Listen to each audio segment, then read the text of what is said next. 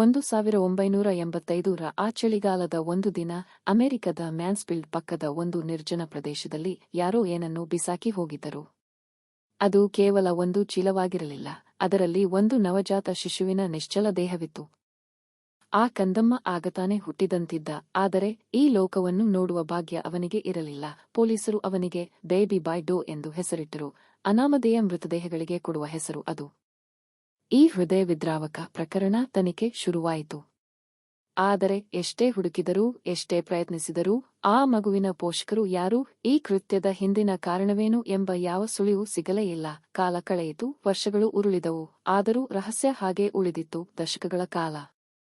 38 ವರ್ಷಗಳ ನಂತರ ವಿಜ್ಞಾನದಲ್ಲಿ ಹೊಸ ಬೆಳವಣಿಗೆಗಳಾದವು. ತಂತ್ರಜ್ಞಾನ ಹಿಂದೆಂದಿಗಿಂತಲೂ ಹೆಚ್ಚು ನಿಖರವಾಯಿತು. ನ್ಯಾಯ ಇಲಾಖೆ ಈ ಹಳೆಯ ಕೇಸನ್ನು ಮತ್ತೆ ತೆರೆಯಲು ನಿರ್ಧರಿಸಿತು.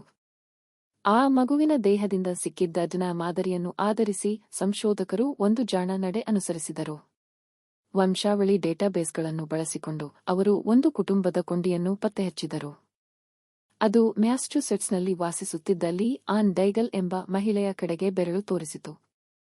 ಪೊಲೀಸರು ಸದ್ದಿಲ್ಲದೆ ಲೀ ಆನ್ ಡೈಗಲ್ ಅವರನ್ನು ಗಮನಿಸಲು ಶುರು ಮಾಡಿದರು.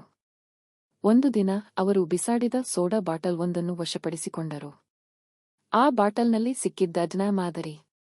ಹೌದು, ಅದು ಆ ಕಂದಮ್ಮನ ತಾಯಿಯ ಗೆ ಹೊಂದಿಕೆಯಾಯಿತು. ಅಂದು ಮ್ಯಾನ್ಸ್ಫೀಲ್ಡ್ನ ಪೊಲೀಸರಿಗೆ ದಶಕಗಳ ಕಾಲ ಕಾಡಿದ್ದ ಪ್ರಶ್ನೆಗೆ ಉತ್ತರ ಸಿಕ್ಕಿತು. 38 ವರ್ಷಗಳ ಕಾಲ ಅನಾಮಧೇಯನಾಗಿಯೇ ಉಳಿದಿದ್ದ ಆ ಕಂದಮ್ಮನ ಕತೆಗೆ ಕೊನೆಗೂ ನ್ಯಾಯ ಸಿಕ್ಕಿತು. ಸಾಕ್ಷ್ಯಗಳು ಸ್ಪಷ್ಟವಾಗಿದ್ದವು. ಲೀ ಆನ್ ಡೈಗಲ್ ಅವರನ್ನು ಆಕೆಯ ನವಜಾತ ಶಿಶುವಿನ ಕೊಲೆ ಆರೋಪದ ಮೇಲೆ ಬಂಧಿಸಲಾಯಿತು.